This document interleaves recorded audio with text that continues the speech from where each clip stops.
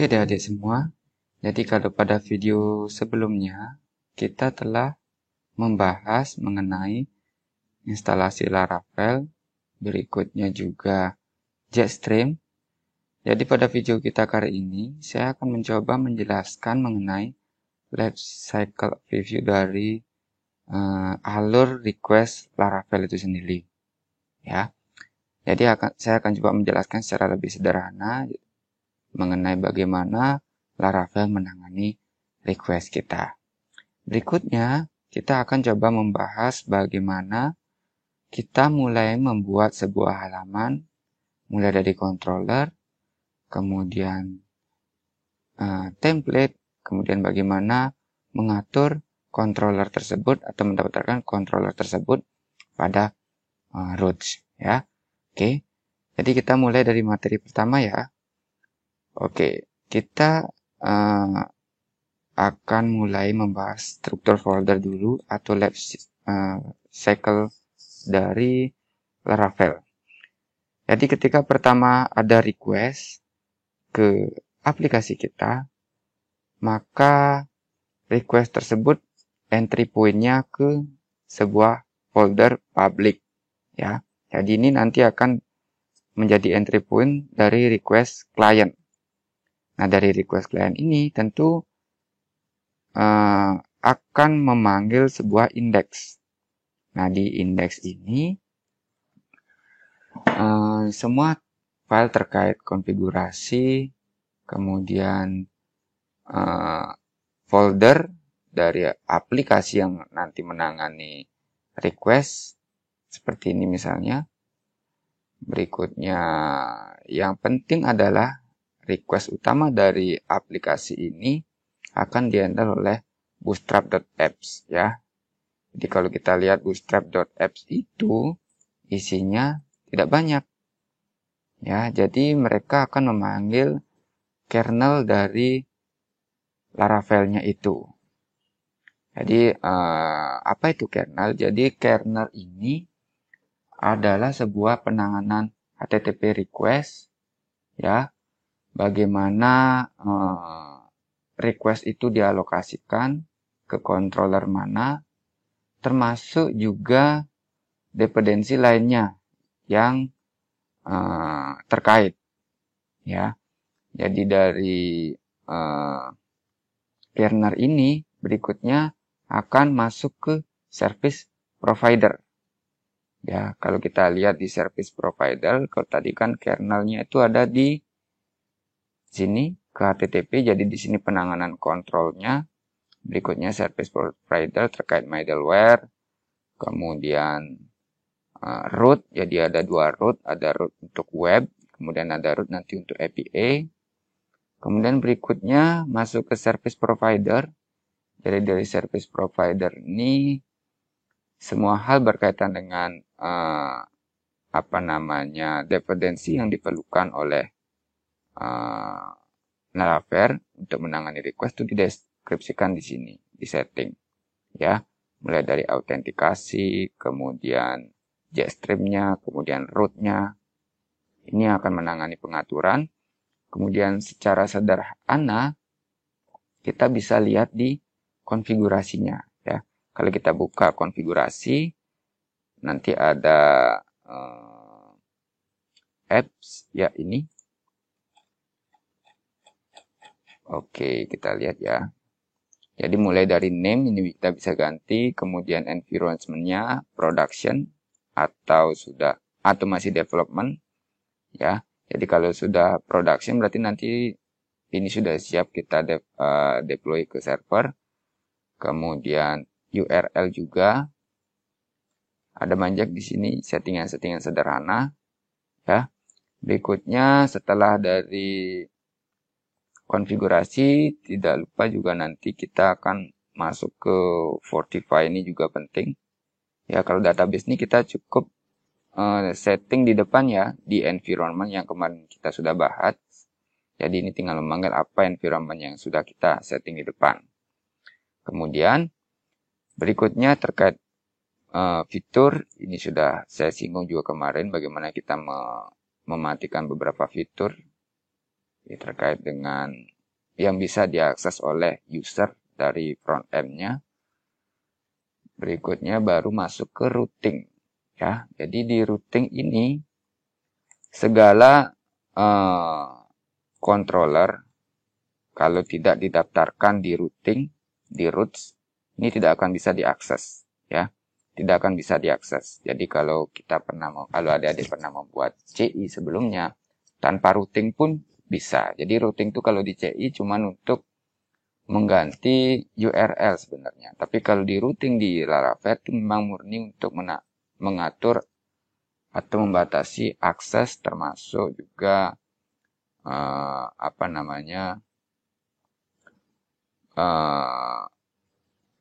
request, menangani request juga bisa di sini. Bagaimana dia nanti kita bicara root, metodenya get, ada metodenya post, kemudian delete dan update, ya. Kemudian setelah itu setelah semuanya ini kontrol kita daftarkan di root, maka aplikasi sudah mulai bisa digunakan. Oke, jadi kita mulai saja ya. Jadi kalau kita akses Laravel-nya, ketika ini masuk ke halaman dashboard-nya ya. Jadi ini dashboard ini kalau saya lihat di login, di root itu masuk ke root ya. Ya ini. Oke, nah ini dia. Jadi bagaimana kalau saya ngasih slash dashboard, maka dimunculkanlah sebuah view dashboard ya. Ini masih memunculkan sebuah view. Nah, sebaiknya nanti di pengembangan selanjutnya kita akan munculkan panggil beberapa controller ya. Oke, saya coba ganti dashboard 2 ya. Oke, not found. Kita coba dashboard 2. Oke ya. Jadi dari routing ini yang memberikan URL, memberikan nama juga nanti. Jadi bagaimana dashboard ini berhubungan, ini tidak harus sama ya. Ya. Jadi kalau nanti kita memberikan di URL, maka ini yang akan kita gunakan. Tapi kalau kita ngakses di address bar, ini yang akan kita gunakan. Oke. Oke, itu yang pertama. Nah, berikutnya, jadi ada banyak langkah memulai dari pemrograman Laravel, tapi saya akan coba dulu memulai dari pembuatan controller ya. Jadi kalau ini controller ini sifatnya OP sekali ya. Jadi Laravel itu memang murni OP. Jadi bagaimana controller ini merupakan kepanjangan dari base controller. Jadi segala fungsi yang ada di base controller itu bisa kita gunakan di controller. Nah, base controller ini ada di vendor ya, di vendor Illuminate routing kemudian controller. Itulah diberi nama base controller ya. Oke. Ini ada di folder vendor miliknya Laravel, kemudian ada Illumate, kemudian routing. Kemudian kalau teman adik-adik penasaran apa aja sih isinya, bisa dicoba dilihat ya. Oke. Berikutnya kita akan mulai membuat controller. Jadi kita bisa membuat controller dari terminal saja ya. Saya lupa sintaknya, tapi yang jelas ketika kita menggunakan Visual Code ya, semua command line itu tersimpan. Oke, kita coba ya.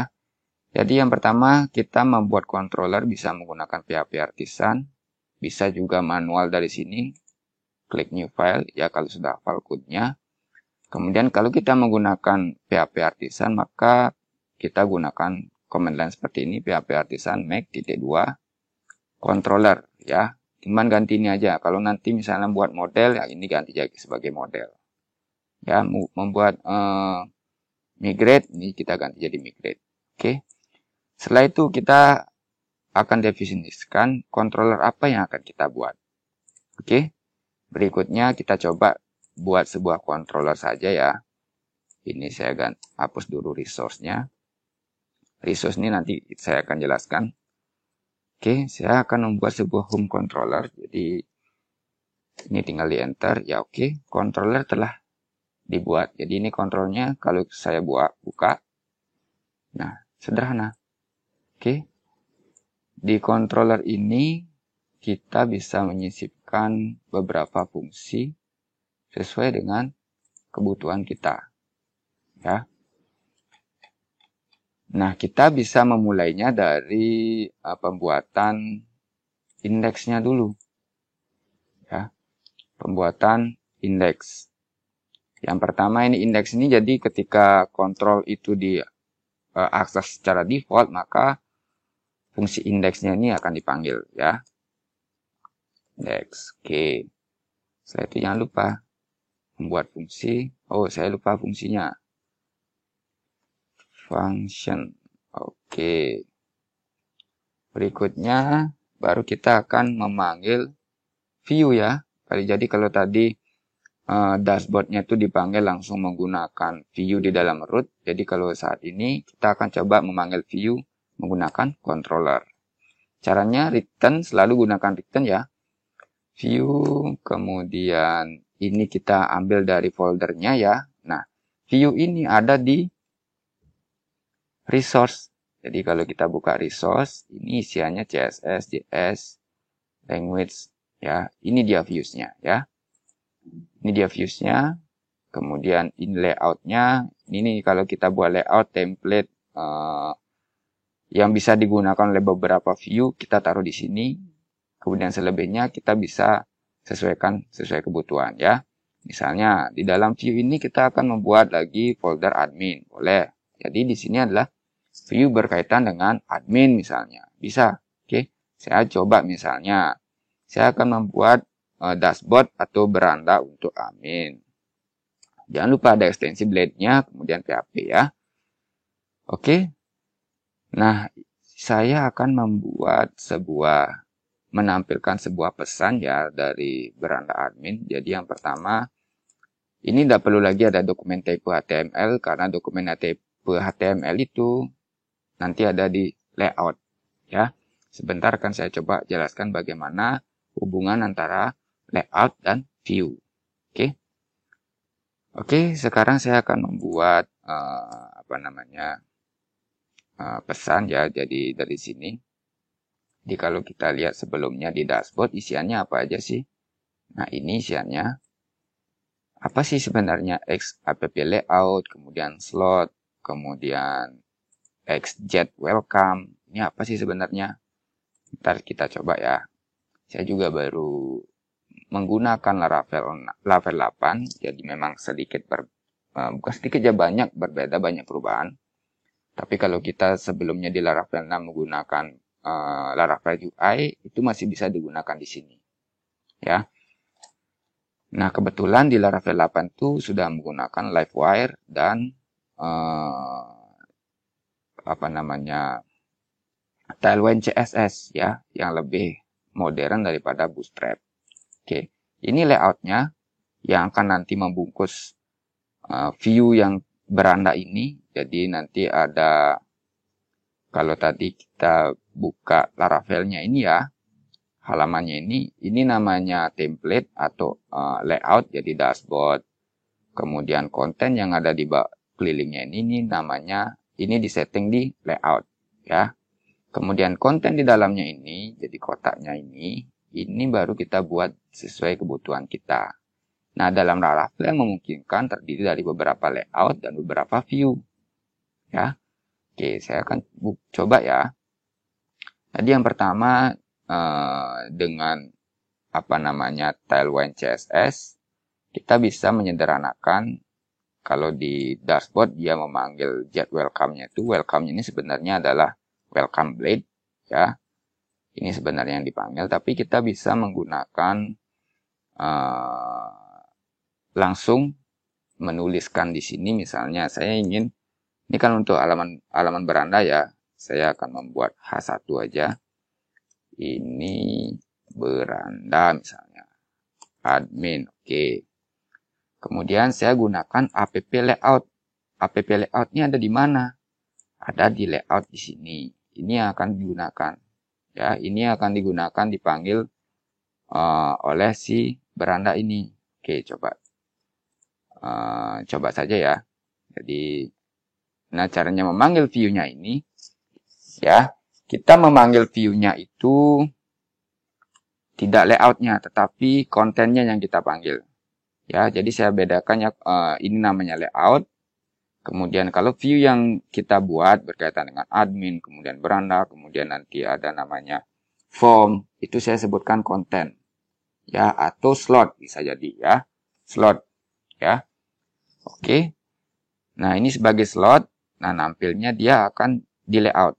Jadi, apa yang kita panggil di controller, kita panggil slotnya saja. Jadi, kita mulai dari folder admin ya, karena dihitung dari view. Dari view ini, sorry, dari mana resource-nya tadi ya. Oke, ini dari view-nya ini, dari views-nya ini dimulai dihitung, berarti saya akan memanggil berandanya ini, berarti dari admin, kemudian titik ada beranda ya. Oke, cukup segitu aja. Nah, saya akan coba ngakses home controller, bisa nggak ya? Oke, tidak ditemukan, padahal saya sudah membuat home controller. Nah, kenapa? Jadi ini belum didaftarkan di root. Saya akan buka lagi rootnya. Saya akan mendaftarkan apa yang controller tadi setelah saya buat. Oke, ini dia. Ya. Jadi caranya daftarin sangat mudah. Kalau dulu di Laravel 6 mudah sekali malahan. Kalau di Laravel 6, jadi cukup misalnya saja ya. Katakanlah root, kemudian apa ya, get, ya, karena kita baru satu fungsi dalam satu controller, saya gunakan get saja. Kemudian ketika saya ngakses home ya, maka kelas mana yang akan kita panggil? Nah, saya akan coba manggil home controller nih. Home controller khususnya kelas index ya. Jadi nama kelas yang tadi saya buat itu index kan. Oke, index. Berikutnya, karena saya menggunakan middleware, jadi kalau tanpa middleware pun bisa. Ya, middleware itu intinya kayak misalnya autentikasi, kemudian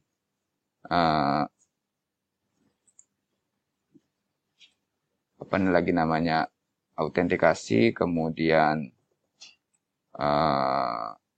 authorization, itu kita perlu middleware. Ya. Nah, ini sudah bisa kita akses. Kita akan coba akses dari halaman yang tadi kita telah buat. Oke, ini dia. Ya.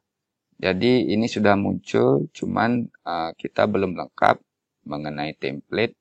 Jadi apa-apa saja yang kita harus isikan, itu kita belum deskripsikan lebih lanjut mengenai CSS dan lain sebagainya. Oke. Jadi intinya sekali, kita buat controller, kemudian buat kontennya, kemudian setting template-nya, kemudian jangan lupa daftarkan di root. Ya. Dan ini, karena ini masih bersifat public, jadi belum ada middleware yang menangani, jadi ini masih bisa diakses oleh siapapun, walaupun tampilannya error. Nah, bagaimana mengatasi ini biar tidak bisa diakses? Maka saya gunakan middleware. Ya, middleware ini digunakan jika dibutuhkan saja. Ya, middleware. Kemudian saya gunakan kebetulan di JStream defaultnya itu menggunakan out dan Santum ya.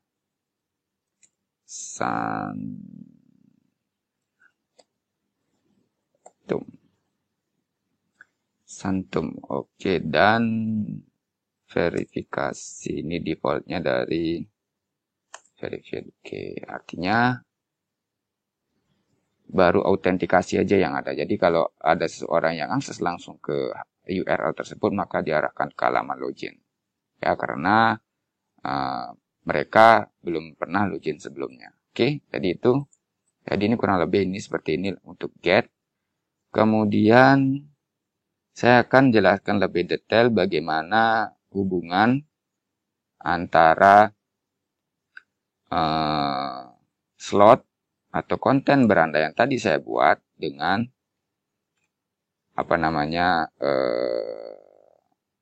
layoutnya ya. Jadi layout itu ada di folder views ya, di resource ya. Jangan yang di controller atau di HTTP, ini untuk pengaturannya ya.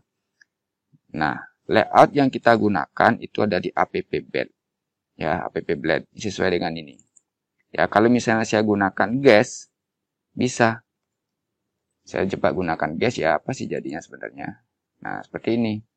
Seperti halaman default ketika kita pertama kali ngakses Laravel-nya. Jadi ini template guest-nya. Ya, ini template guest-nya. Kemudian kalau kita gunakan ya kosong seperti ini jadinya. Oleh karena itu, kita akan coba ngoprek template layout. Di dalam Laravel kita bisa memungkinkan beberapa layout yang berbeda.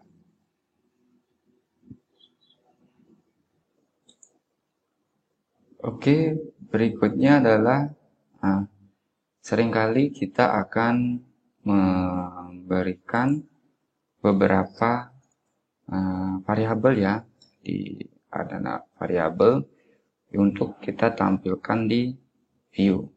Jadi kalau kita nanti berhubungan dengan database, nah variabel dan termasuk alur logika dari bagaimana data itu dikonstruksi, itu kita lakukan di controller. Ya, salah satu tahapan yang penting adalah bagaimana menampilkan variabel dari controller ke view.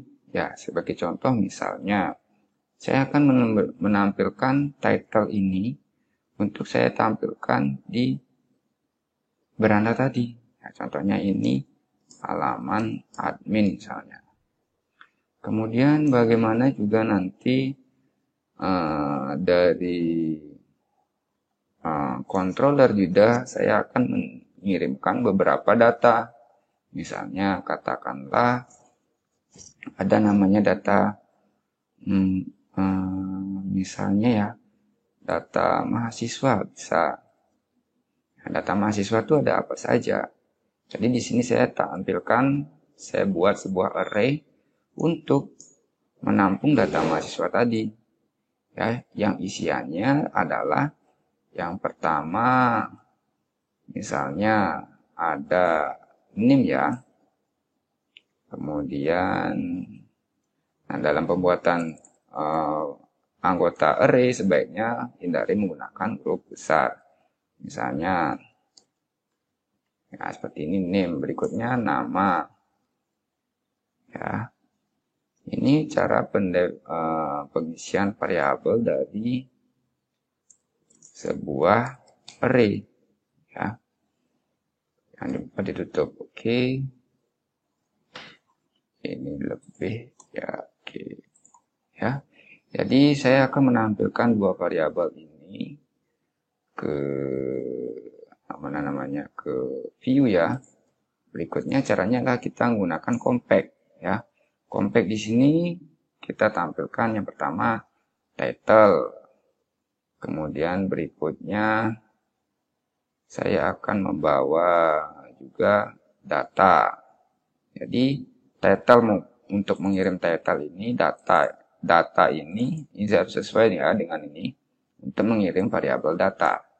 Oke, kita coba ya.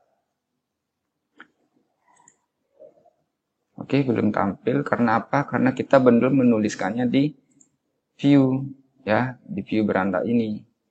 Oke, saya akan mencoba menuliskannya menggunakan blade. Jadi blade cukup menggunakan huruf kurang 2. Kemudian kalau dulu di PHP dasar kita menggunakan title seperti ini bisa ya. Ini juga sama. Ya, sama ya. Kemudian kalau di Laravel blade kita cukup menggunakan seperti ini. Ini tag PHP-nya nggak perlu. Ya, as title. Ya, oke. Ini sudah cukup. Oke, berikutnya Di bawahnya kita akan mulai title-nya apa? Misalnya H2 ya. Ini mahasiswa. Berarti data ya, karena tadi saya mengirimnya dengan variabel data, maka saya ambil juga dengan variabel data. Data yang pertama, anggota array-nya ada name. Name. Berikutnya name. Kemudian berikutnya ada tadi apa namanya, nama ya. Oke, kita coba ganti judulnya biar kelihatan berubah. Data mahasiswa misalnya. Oke, coba ya. Oke, ternyata ada error, name ini tidak ditemukan. Tadi saya lihat, saya mengirim, oh sorry, ada mahasiswanya dulu, setelah itu baru ada name, ya. Jadi barangkali nanti di sini ada banyak data, ya misalnya ada data tentang, katakanlah apa ya, misalnya data user bisa, ya. Jadi saya bungkus dengan sebuah variabel, ya, sehingga ketika kita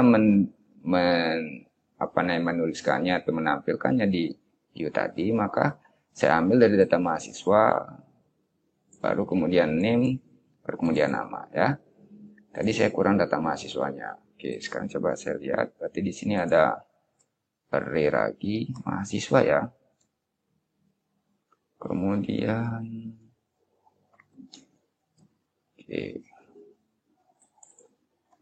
Nah, seperti ini. Oke, ya.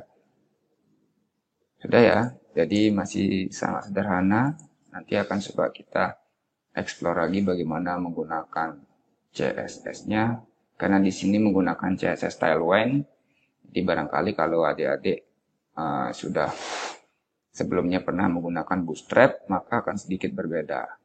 Ya. Jadi Tailwind ini bagaimana membuat CSS yang lebih simple ya.